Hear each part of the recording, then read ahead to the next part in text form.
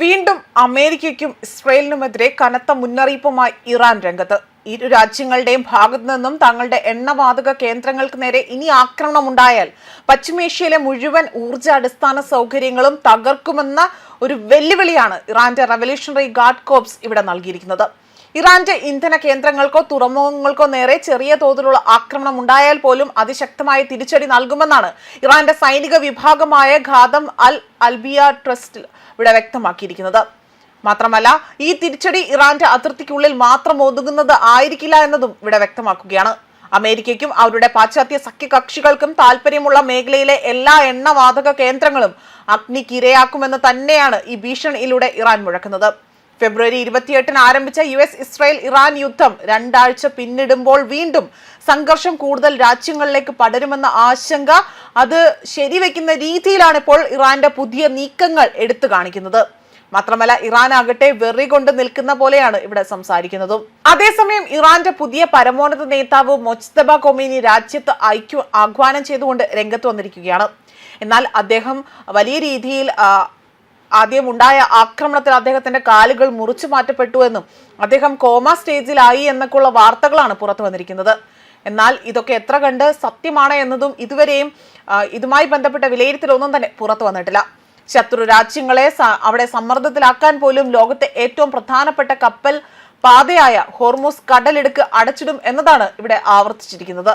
തങ്ങളുടെ മേൽ അടിച്ചേൽപ്പിക്കപ്പെട്ട യുദ്ധത്തിനെയാണ് ഇപ്പോൾ ഇനി ഇത്തരം ആക്രമണങ്ങൾക്ക് ഇത് ആവർത്തിക്കാൻ അനുവദിക്കില്ല എന്നതാണ് വ്യക്തമാക്കിയിരിക്കുന്നത്.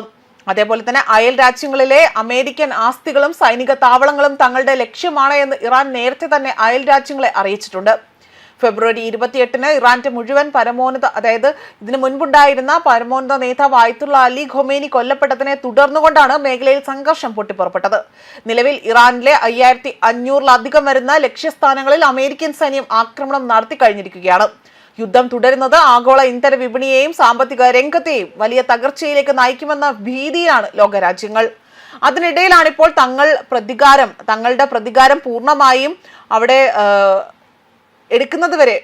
തങ്ങളുടെ പ്രതികാരം പൂർണ്ണമാകുന്നത് വരെ ഒരു കപ്പൽ പോലും ഹോർമൂസ് കടലിടുക്കിലൂടെ കടന്നു പോകാൻ അനുവദിക്കില്ല എന്നും അങ്ങനെ സംഭവിച്ചാൽ അവയെല്ലാം കടലിൽ തന്നെ മുക്കുമെന്ന ഭീഷണിയാണ് ഇറാന്റെ പുതിയ പരമോന്നത നേതാവ് നൽകിയിരിക്കുന്നത്. ഹോർമൂസ് കടലിടുക്കിലെ കപ്പൽ ചാൽ അടച്ചിടുക തന്നെ ചെയ്യുമെന്നതാണ് അദ്ദേഹം ഭീഷണി മുഴക്കിയതും. അതേസമയം അന്താരാഷ്ട്ര വിപണിയിൽ അതിരൂക്ഷമായ രീതിയിൽ എണ്ണ വില വർധനവിന് അതിന് കാരണമാകാനുള്ള സാധ്യതയും തള്ളിക്കളയാൻ കഴിയില്ല. അമേരിക്ക, ഇസ്രായേൽ അവരുടെ സഖ്യകക്ഷി രാജ്യങ്ങളുമായി തന്നെ ബന്ധമുള്ള കപ്പലുകൾ തങ്ങൾ ലക്ഷ്യം വെക്കുമെന്നും ഇസ്ലാമിക് റവല്യൂഷണറി ഗാർഡ്സ് വ്യക്തമാക്കിയിരിക്കുകയാണ്. അതേസമയം ഇറാന്റെ ദുഷ്ട സാമ്രാജ്യത്തിന്റെ തകർച്ച ക്രൂഡ് ഓയിൽ വിലയേക്കാൾ പ്രധാനമാണ് എന്നതാണ് US പ്രസിഡന്റ് ഡൊണാൾഡ് ട്രംപ് വ്യക്തമാക്കിയതും. വ്യോമാക്രമണത്തിൽ പരിക്കേറ്റ ശേഷം ആയത്തുള്ള മൊജ്തബ ഖൊമേനി ആകട്ടെ ഇതുവരെയും പരസ്യമായി തന്നെ രംഗത്ത് വന്നിട്ടില്ല. അദ്ദേഹം ഒരു സ്റ്റേറ്റ് ടെലിവിഷനിലാണ് ഈ പ്രസ്താവന പുറത്തിറക്കിയത്. ഇസ്രായേൽ ആക്രമണങ്ങൾക്കായുള്ള ഇറാന്റെ പ്രതികാരം അവിടെ പരിമിതമായ അളവിൽ പൂർണ്ണത കൈവരിക്കുകയും ചെയ്യുമെന്നും പക്ഷെ അത് പൂർണ്ണമായി കൈവരിക്കുന്നതുവരെ ഹോർമൂസ് കടലിടുക്ക് അത് അടഞ്ഞു തന്നെ കിടക്കുമെന്നതാണ് വ്യക്തമാക്കിയിരിക്കുന്നത്. അതേപോലെ തന്നെ പേർഷ്യൻ ഗൾഫിലെ കപ്പൽ ഗതാഗതം തടഞ്ഞുകൊണ്ട് ഇറാൻ നടത്തിയ നിരന്തരമായ ആക്രമണങ്ങളിൽ എണ്ണവില ബാരലിന് $100 തന്നെ അതിന് മുകളിൽ എത്തിയതായി തന്നെയാണ് വ്യക്തമാക്കുന്നതും. ന്യൂസ് ഡെസ്ക് കർമ്മ ന്യൂസ്.